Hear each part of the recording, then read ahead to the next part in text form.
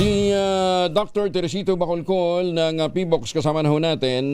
Nito nga pong weekend nakaranas ho ng pagyanig na naman ang Gensan. Pero prior to that, matinding tumama sa Venezuela. Sinundan sa Amerika, sinundan sa Japan. Direktor, parang nagwawala yata ang lupa. Magandang umaga po sa inyo, Direktor. Yes, sir. Good morning po sa inyo. And yung sinasabi niyo about Venezuela, sa US, sa Japan, part lamang yan ng pagiging dynamic ng ating mundo.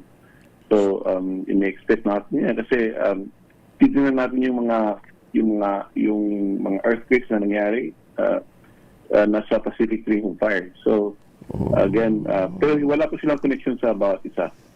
Oh, pero yung Cotabato Trench kasama yan sa Pacific Rim of Fire, di ba?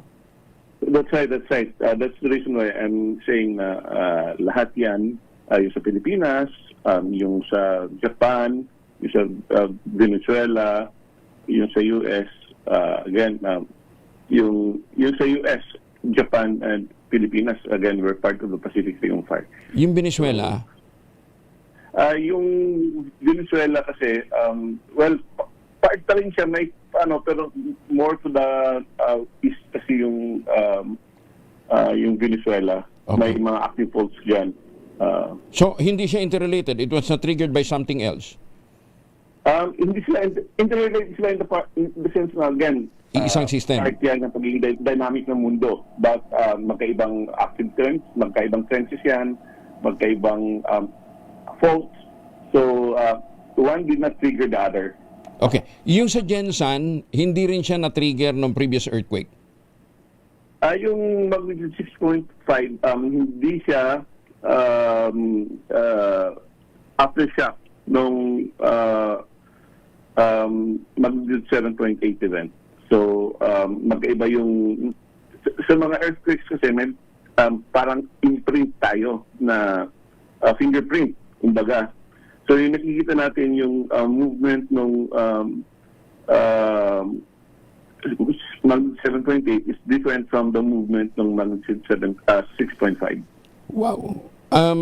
Anong latest ba natin? May mga reported damage ba yung nung weekend sa Gensan? Yung 6.5, wala po tayong reported damage doon. Oo. Inland yun, di ba? Inland. Hindi, sa Balot pa rin. Okay. Offshore siya? But it's more than 100 kilometers away from yung epicenter ng 7.8. Okay. So, ang sentro nga, Balot Island. So may Balot. That's right. Okay. That's right, Balot Island. Which only tells us na dapat talaga anytime maghanda tayo for possible situation na katulad ho nito. Itong mga nangyari in the recent days. Director. Yes, tama po kayo kasi nga earthquakes are random events. Wala namang makakapagsabi kung kailan mangyari yan. And so every day dapat naging vigilant tayo and dapat lang natin anong gagawin dapat kapag may malakas na lindo, lalo na kapag nakatira tayo sa mga dalampasigan. Mm-hmm. So hindi tayo nakatira kasi paminsan-minsan pumunta tayo sa beach, kahit tayo sa Baguio, for instance, wala namang dagat doon.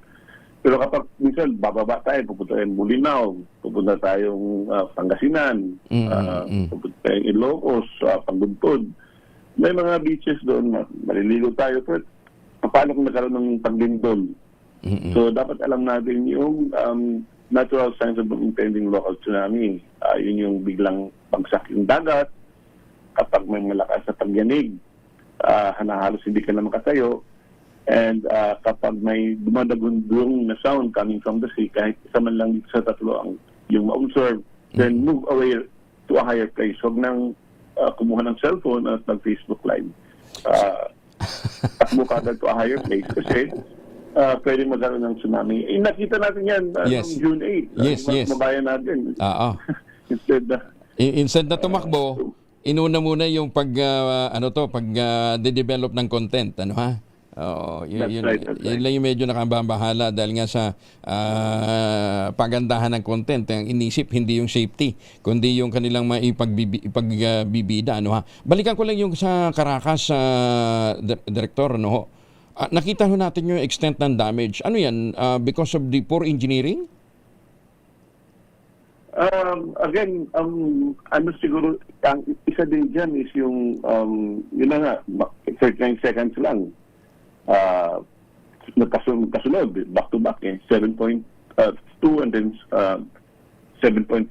So yung mga buildings na hindi totally na-damage during the first event, totally na-collapse during the second event. So ganun talaga yun, masyadong malakas yung 7.5.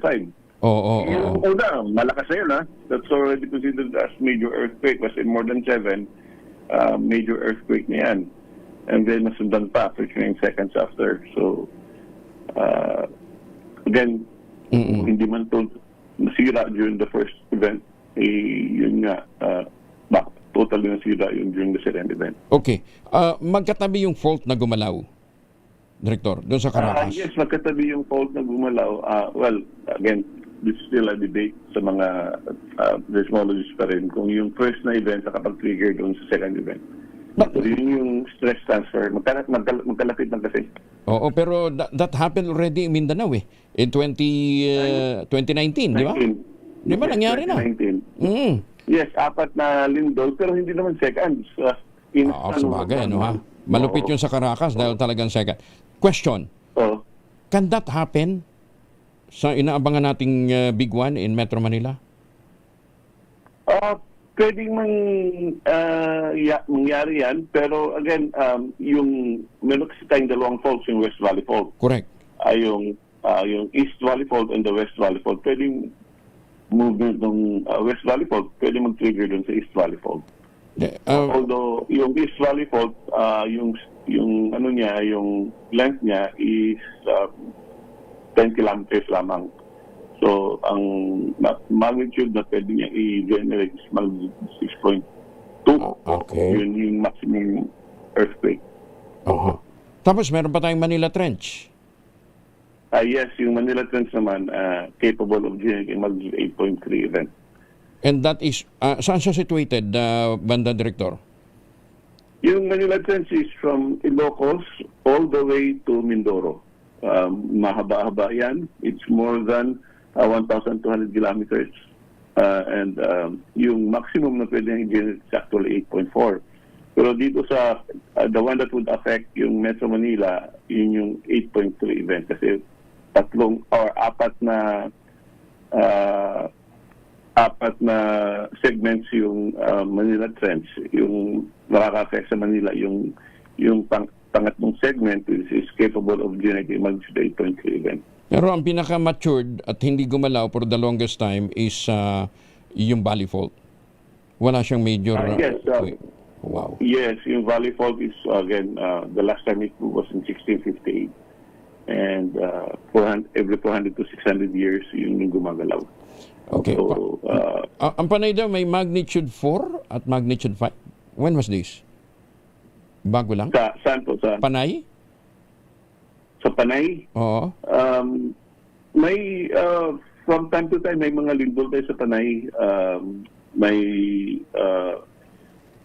In fact, when was it? Last week, meron tayong, or 2 weeks ago, may mga malalakas na lindol din sa may Panay Island. Pero ano ito? Tectonic din? O dahil sa... Yes, tectonic.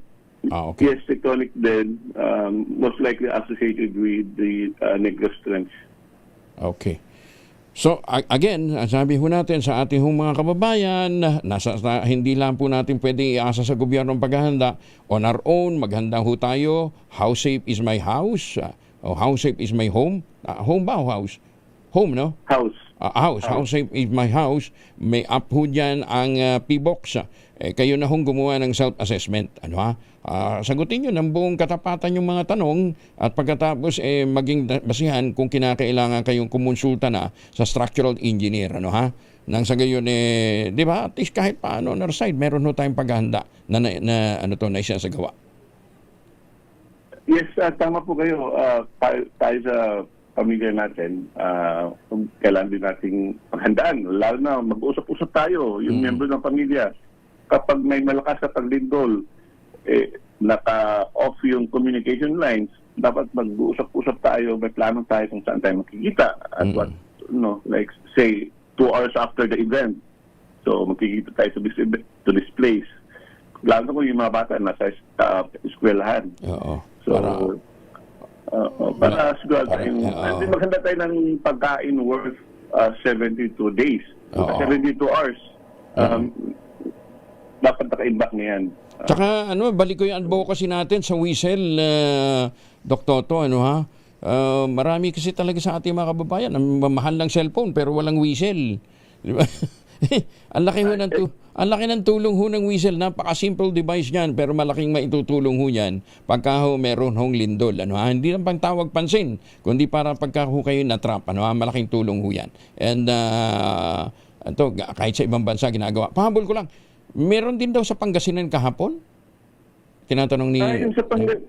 Yes, sa Pangasinan, meron tayong mga paglindol doon. In fact, meron tayong earthquake swarm since May 27 pa.